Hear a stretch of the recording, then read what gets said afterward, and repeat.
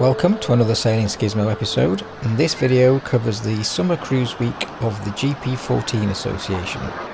This time held at Red Wharf Bay Sailing Club in Moelfre on the Isle of Anglesey, UK.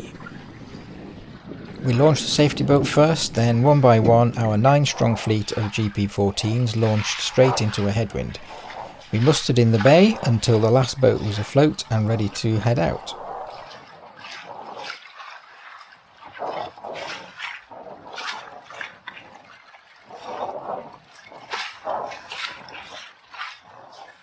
The plan was to sail to White Beach, but that was curtailed due to strong winds along the shoreline.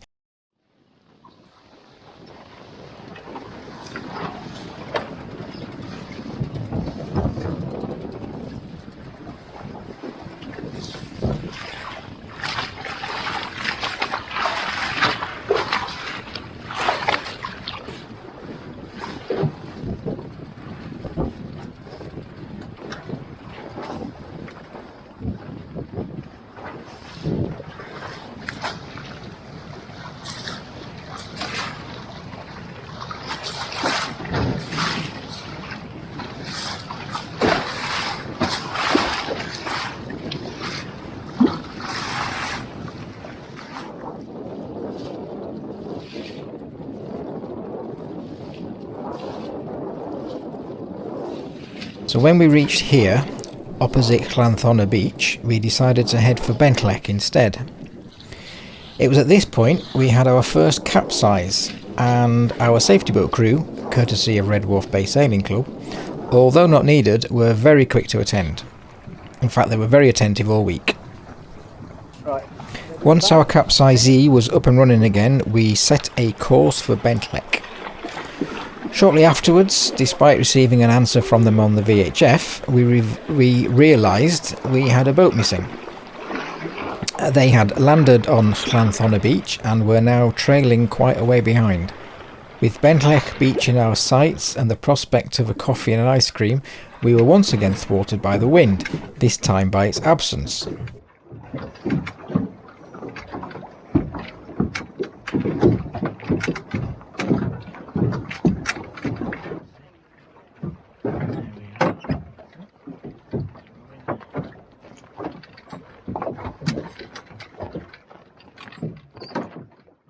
So the decision was made to just go back to Moelfre and have a late lunch there.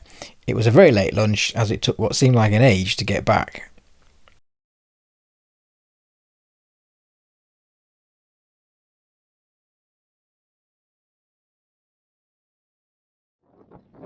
The next day was just too windy to sail, so we all set off in different directions and enjoyed the local area's attractions like Penmon Point, Plas Newydd House and the Menai Straits.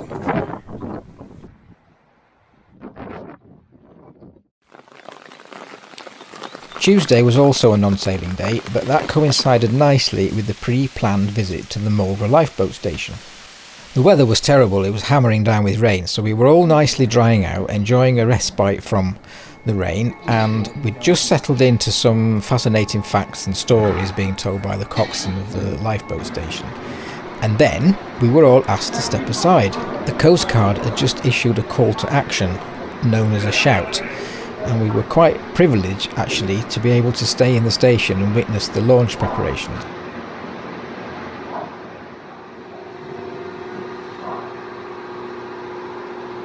The lifeboat sits on a pivot table which allows the crews to prepare the boat on a flat, level surface.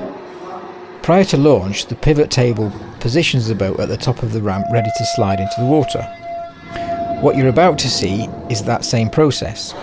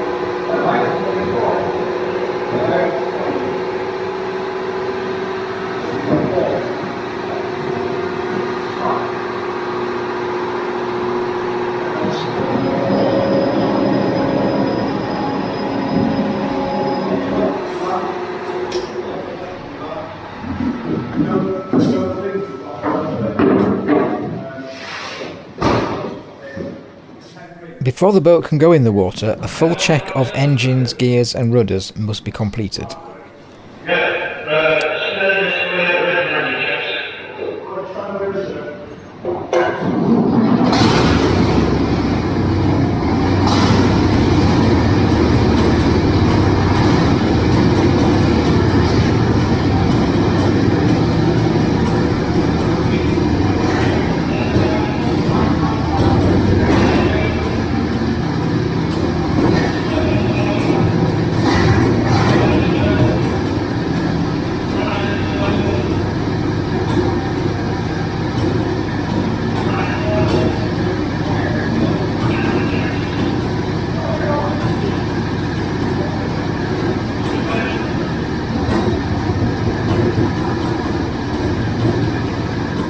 That's the release mechanism being prepared.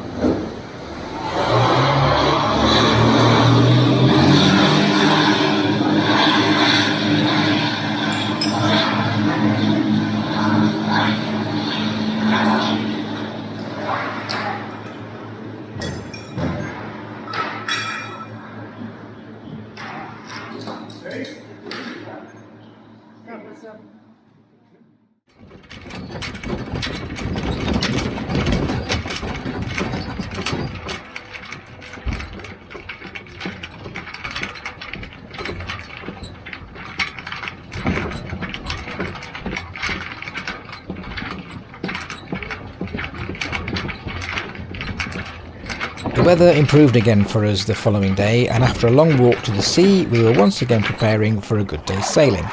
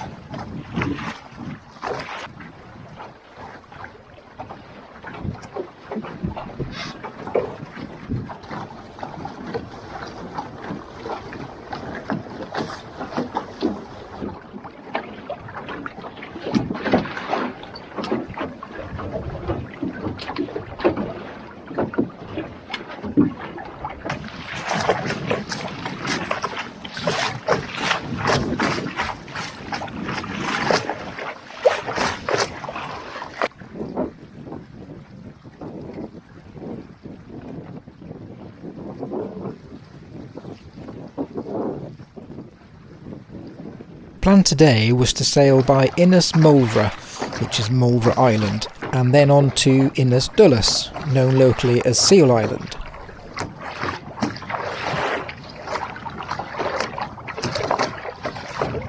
I sailed further out into the sea than the rest of the fleet and consequently caught the faster moving opposing tide. This made me lag behind quite a bit, so I decided to sail between the mainland and Moelfre Island. We then sailed on round the top of RNLI Dulles and enjoyed a run onto Ligwy Beach.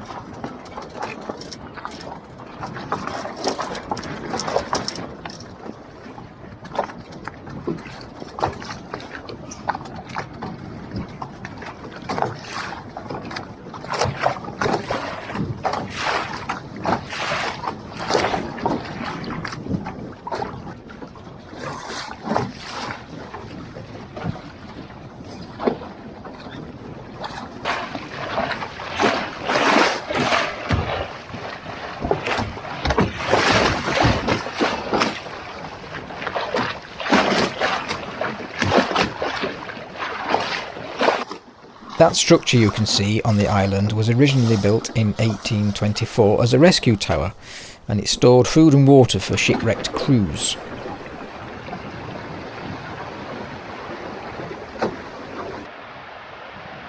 We had a swift lunch on Ligwy Beach to make sure we had the last hour of following tide with us on the way back.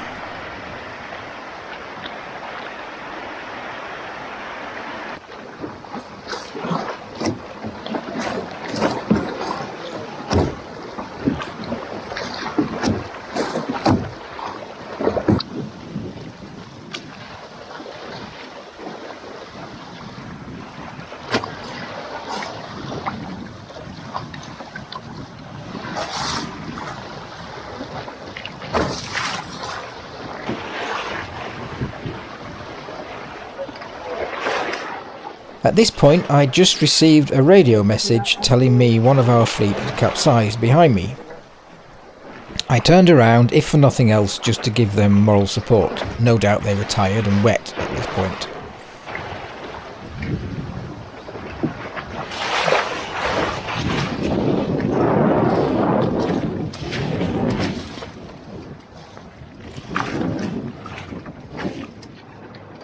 Our safety cover came in very handy on this occasion, and it was deemed necessary to tow the boat back to base.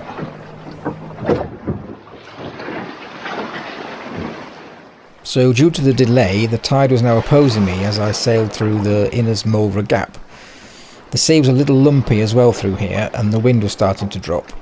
I mean, there wasn't far to go, but it took another hour to get back.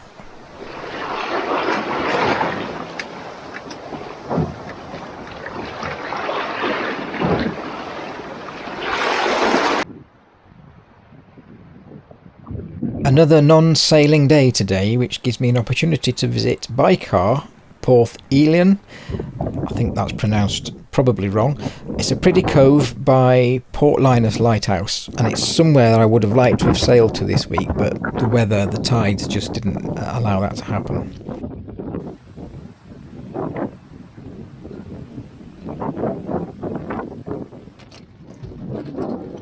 Today we repeat the sail we did 2 days ago, this time with fresher winds, and we start as usual with a muster in the bay until all the boats are ready to set sail. I shall shortly have some interaction with the jellyfish. Until then, enjoy the ride.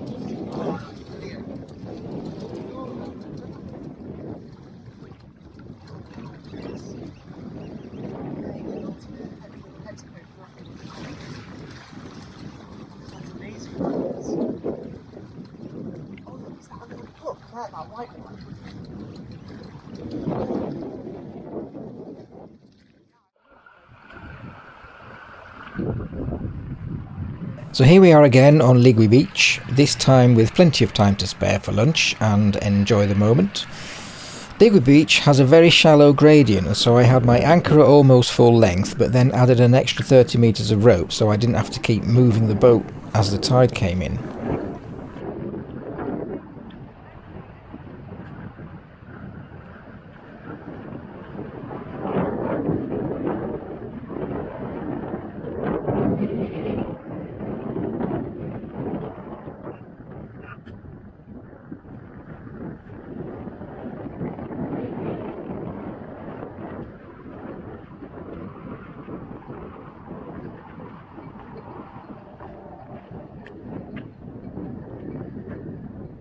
It was while I was taking my empty lunchbox back to the boat that I saw this quite large purple jellyfish. So I thought, I'll have a closer look at that. That's when I realised my leg was wrapped in its tentacles. They were super thin, the tentacles that is, not my legs, and hardly visible. It felt like hot razor wire was tightening on my leg. The tentacles were caught on the velcro at the top of my bootee. So off I went to sit down and take them off. My leg was burning for 3 days after that.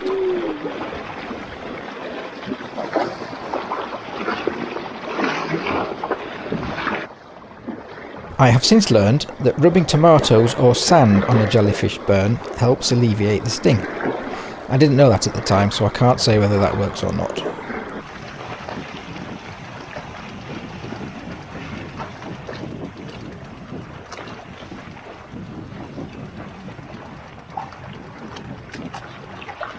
Now approaching the beach for the last time on this trip. We've had a great week of sailing, sightseeing, and of course the company is what made the week such a success. Thanks also to members of Red Wharf Bay Boating and Sailing Club, whose hospitality was impeccable and they looked after us extremely well. And of course the lifeboat station experience was exceptional. Speaking of which, ever wondered how they get the boats back up the ramp? Yep, that'll be handy, thank you very much.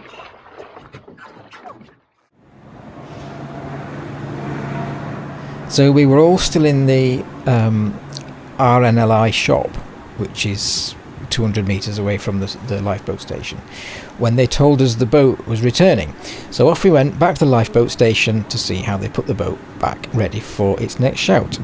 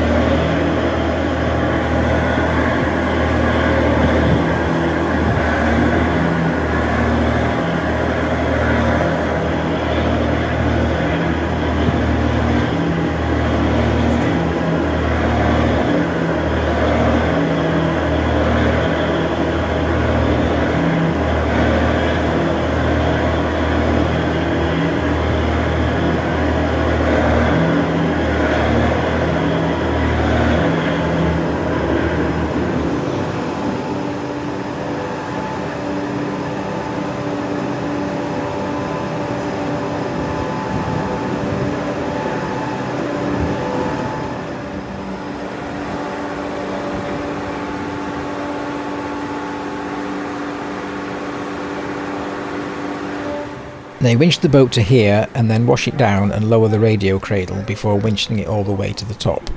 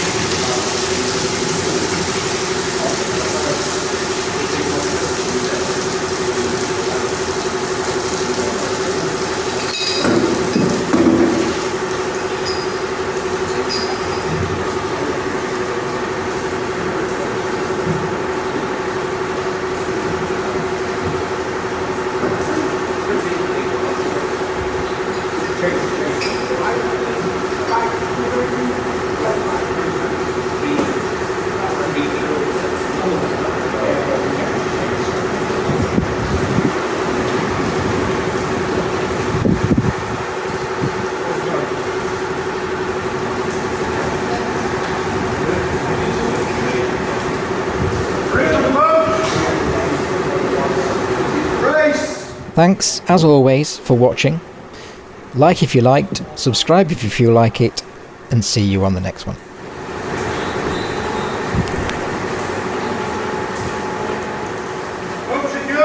Thank you, everybody.